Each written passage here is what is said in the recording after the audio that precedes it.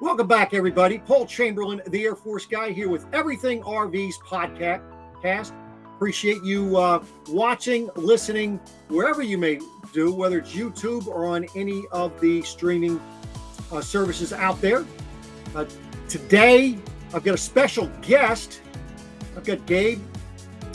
He's with the family. They've been going around the country, actually living out of a Transcend by Grand Design for the last 3.5 years. And traveling the country, educating the camping community about tank maintenance. So they have a family. Their 11-year-old boy is homeschooled. The wife, she is actually working in the medical field. So a lot of things that he's going to go ahead and bring to light here today.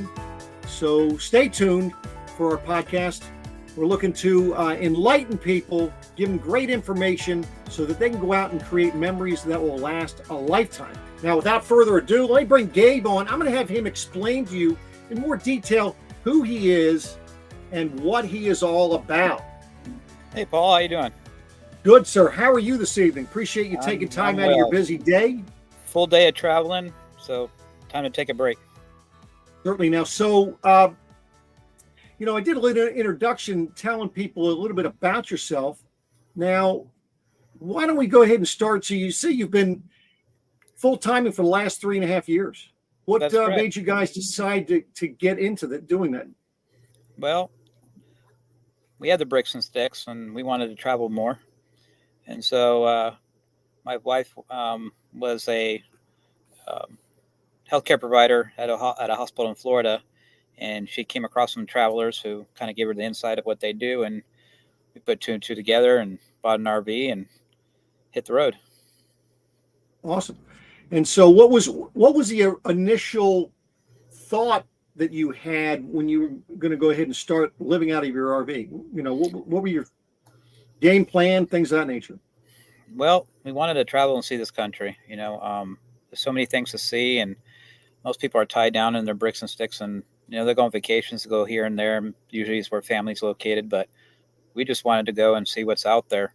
We love seeing little small communities all over the country, old American towns, and be able to educate our son on just how great this country is. Awesome. And so did you guys have a game plan in place? Because I know things have changed a lot since you've been doing it. Sure. I mean, yeah, things have changed dramatically over the years. The original game plan was for her to take healthcare traveling contracts, and they're usually typically about 13 weeks at a time with the option to extend. We have extended a couple of times, but usually that's how it operates, and allows us. She kind of becomes her own boss, but she has a recruiter in between that says, here's a list of contracts that are available. We look at it, we plan it out, we pay for it, and move on from there. During that time, us being a Grand Design owner, we started attending Grand Design rallies, and we were at a rally in Myrtle Beach and seeing some folks providing different kind of services, from roof inspections to tank cleaning. And tank cleaning kind of hit the spot for us because I was going to go to the RV school. I don't mind learning everything, but I don't want to work on everything. So this kind of honed into one specialty, and I joined a network, and I was with them for about a year and separated. And now I'm the owner of Tank Rangers, and we have franchises all over the country. Oh, that's awesome. So now, how long have you been educating people on tank maintenance? It'll be 2 years in October. Okay. Yeah. So we typically do between 13 and 16 rallies per year. So that gets us a lot of exposure. Campgrounds, little private events, little gatherings, mini rallies, if you will. As well as social media. Perfect. And so what can you tell the audience that would help them with their tank maintenance? Because you're talking both black tank and gray tanks, correct? Correct. Yes, that is correct. Biggest thing is water. Water's your best friend. These are simply holding tanks. They're not septic systems. So you got to treat it, as something that's just temporary to hold the bio waste until you can dump it. When the tanks come from the factory, they're pre-lubricated. Over a period of time, they dry out and things start to stick on the inside, and that's where problems are created. But if you use plenty of water and you leave your gate valves closed and let that volume of water build up so that when you go to dump it, pulls everything out. You'll have a better experience. Well, I think you mentioned something very important, because I see it a lot about people that want to leave their gray tank valves open, and then they'll close it, maybe the day prior to them leaving. And why don't you explain to the audience, because I know the issues you're going to run into. Sure. But why don't you explain to the audience what type of issues you could run up against in the event that you're leaving your gray tank valve open? Sure. So there are two things that major plays into leaving their tanks open is, one, you dry your tanks. Like I said, you're drying out your tanks. It leaves a foundation for debris to stick to. The second thing is you potentially let sewer flies in there. And if sewer flies come into your rig, you can get rid of them, but it's a pain in the butt to deal with. You dry out your gate valves, the rubber seals, they always require moisture of some kind. There's a lot of good additives out there that can help treat everything and keep everything nice and lubricated. Okay. I saw somebody just recently did a video, and what they did was they talked about P traps in their camper. Mm-hmm. And so what they did was they went ahead and made like a P trap on the outside with their sewer hose. Correct. Thinking that was going to solve the problem. But I have had a customer of mine that used to do that as well, until the time that they had a backup with the sewer system at the campground they're at. That's a mess. It sure is. And, it doesn't happen that often. And I've only heard of it that one time, but I'm sure it's more frequent than that. Have you heard of people being flooded out because the backup at a campground? I haven't seen it in person, but I have heard those stories where the campground just has a backup, and then of course with their gate valve open, it pushes it right up inside their tanks, and next thing else coming out of their sinks, their showers, and you don't know what all that is. Right. So definitely a hot mess. We tell people, with washing machines, if you're going to do laundry and showers in the same day, leave them open, but at the end, you definitely want to close those up so that way you have no issues, especially if you leave your rig. If you're going into town, do shopping and everything else, I would never leave my gate valves open. I don't recommend that whatsoever. Yeah, no doubt. Now, one thing that I have done from a maintenance standpoint, because I was actually years ago, I borrowed a pre-owned, and it was a reflection travel trailer. Mm-hmm. But the previous people really never took care of the black tank. I don't know what the heck they did, but it was so bad. I actually made a video about, I had an RV toilet backup. Okay. My daughter says, Dad, the toilet's backed up. And of course here I'm just using it. I didn't have all the things that I have nowadays. Right. Sure. And so I went ahead and went out, hooked up for the black tank rinse. I rinsed that thing 5 or 6 times and everything's coming out clear, but I still have the dang backup. Right. So at that point, I just dumped a whole bottle of chemical in the toilet, and I figured, okay, let me go get some beer and I'll come back. So I came back and I said, you know what? I'm going to go ahead and do a video. But I ended up, because I didn't have the tools, the only thing I had that would work, of course, I guess I could have used, hindsight's 2020, right? I could have used my thing for the poker for the fire pit, but I didn't think about that. But instead I used, those nice long sticks you use for s'mores and so forth. Mm-hmm. I used that to break it up, and it finally broke up. But because of that instance, I never use my black tank ever again. I use a swivel stick. Yeah. So swivel stick and your onboard sprayer, it's going to blow at max whatever the PSI that's coming out of your spigot. I typically call that a spot-free rinse. Well, yeah. So, but no, correct me if I'm wrong though. The problem with the black tank rinse, it's coming out of the side of the tank, and it's typically just like a sprayer, right? Yeah. So majority of the tanks are like a coffin, and the sprayers are located in the back, blowing towards the front where the gate valve is.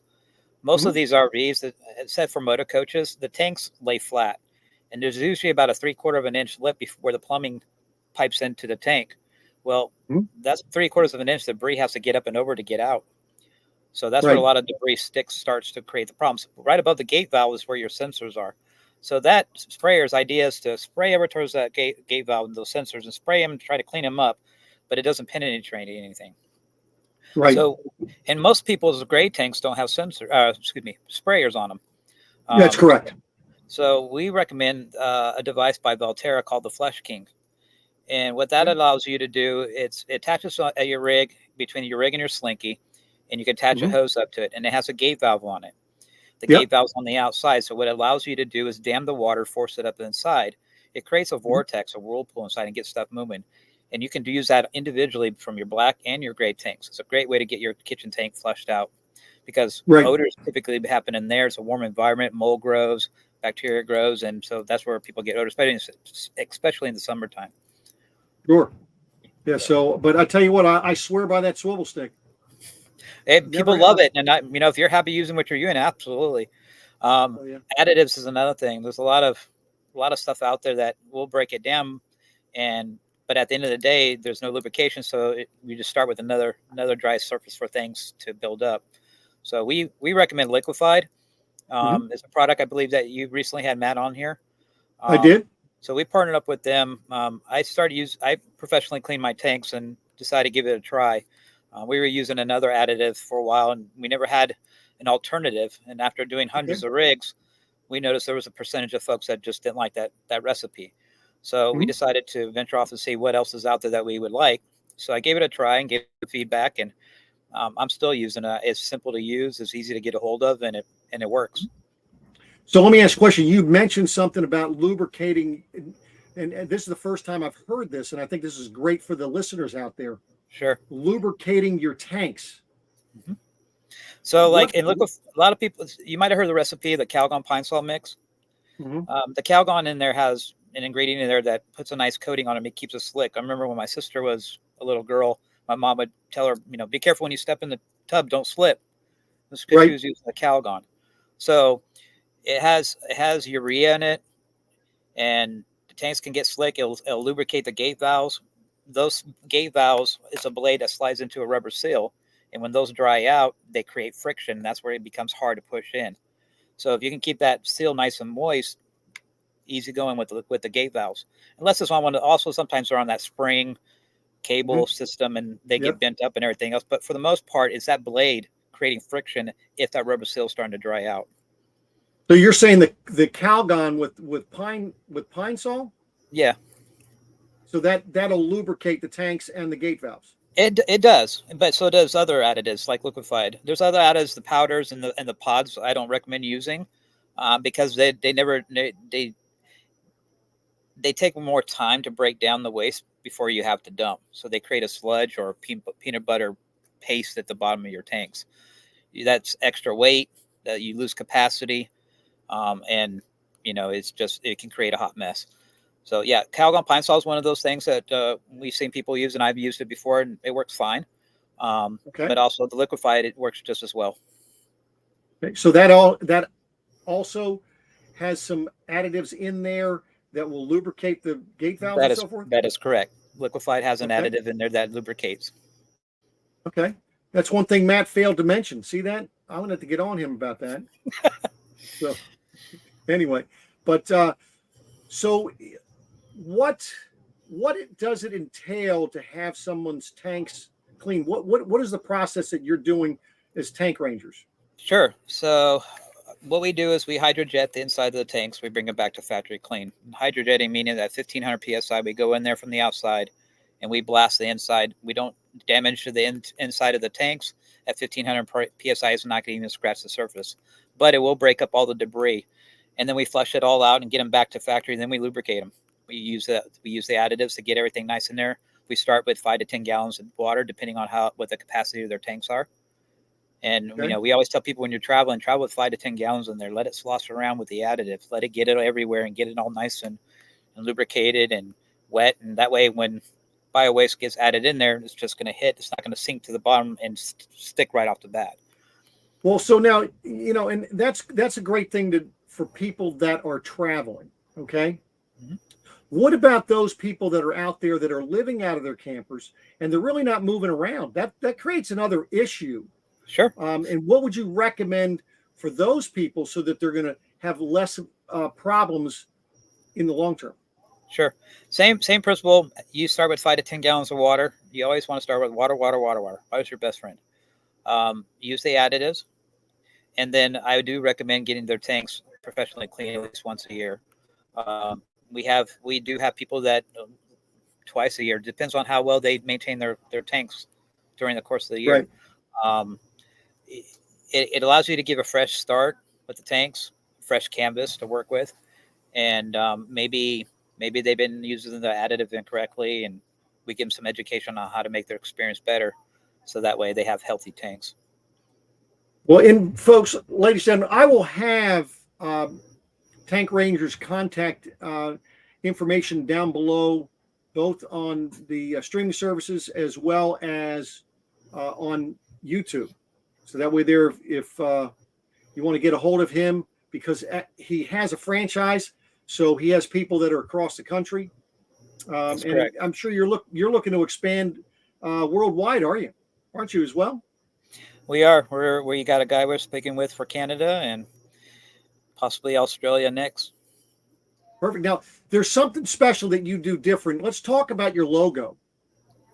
Oh, yes. So the star badge comes from a little bit of background. I worked in law enforcement when I was younger. Both my wife and I are veterans, and she was in search and rescue when I met her, and I was a canine handler. So in the center is our mascot, our dog. He's an Aussie.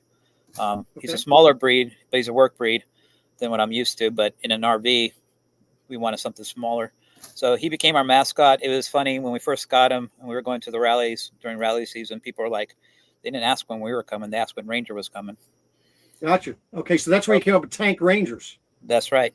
We adopted him in Texas. We were down in Lake Conroe area, and there was an RVer there that went in a little tiny pod, and she had puppies, and they were about 8 weeks old, and I had to go take a look, and my wife said, and I said, and he went home with us. There you go. So now you also are donating to a particular charity. Yes, well. I have two nonprofits that I work with. Honor Flag Network is one of them, and we travel a lot with them over the past year. And then Iron Dog Canine International. Both are nonprofits. Both do wonderful work for the community and for first responders. The Honor Flag, for people that don't know, it's an American flag that travels all over the country to honor our fallen heroes, as well as Iron Dog. They do impact crates, bulletproof vests, and life-saving training for canine handlers. So kind of hits home for us. We have other franchisees that partner up with different nonprofits, from breast cancer to Scouts and Fraternal Order of Police for another one. So it's kind of the Tank Ranger way. We want to be able to give back to our community. Wonderful. Well, listen, I appreciate you taking time out of your busy day. What Transcend model do you have? I have the 297 QB. It's 36 foot, but it's really not a 297 QB anymore. We've kind of made it. We did a lot of modifications on the inside. It was a quad bump. Now it's a single bed for our son because we have one child. Right. We had a water leak that eliminated the old dining room area. Now we have a couch that lays across there. So, but we got about 90,000 miles on it, and it's a 2021. And we're growing, and we're ready for like a toy hauler. There you go. No doubt. Well, listen, again, I appreciate you taking time out of your busy day. I'm sure the folks listening and watching this podcast certainly appreciate the information that you provided here today. Thank you for having me. And yeah, all of our social media platforms has educational information there. You'll find videos from tanks to cleaning them to the Save It Drops to Flush Kings, everything. We're big for helping people out. Perfect. Well, great. Well, again, thanks for taking time. Thank you. Thank you. So there you have it. Gabe gave us all the information we need to know so that we will not have, well, hopefully lessen the issues that we may have with our tanks. I know that I learned a few things that will be helping me moving forward. And please do, in the comments below, thank us. Let us know if you learned anything, if this has been helpful. Also, if you have something that you would like us to cover, some particular topic dealing with RVs, it could be, locations, could be, RVs in general. But let us know, and we'll do our best to make it happen. So thanks again for tuning in. And as always, we'll be back the same time next week, same bat channel. Take care.